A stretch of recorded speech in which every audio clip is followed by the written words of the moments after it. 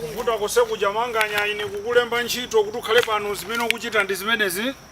kumacheza ndakazanga motayirira chonchi mpaka nakufu ndichani kwenikweni chikuchitika inu kumandivuta pano ine kudabwa sinthu kusintha chifukwa cha manganya zimaneneka munthu kachaseka meneka manganya ine kukuchita ubale kuteroko akutawa chani akuopa namene mwafikira mutakani kuti nthawi seje ndito zimene zakhazuma chitemayo kukhala pansi muzikugwira mtima obama ndati sindikukhala pansi chimene akutawa chani iwe ngati mkazi uzipa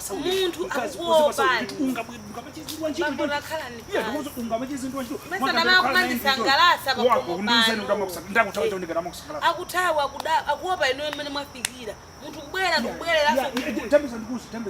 munakabwazani tendere munakabwere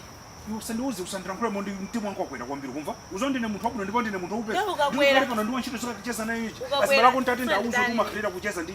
wantchito chochi auze kuti kunipanga chali icho chifukwa cha iyeyo ukundi challenge icho chifukwa cha manganya si munthu chabwa ndakufa manganya let me go and deal with him zako zimenezo manganyaso ndi munthu naye ndi munthu anabwa vano zagwira ntchito zonse naye ndi munthu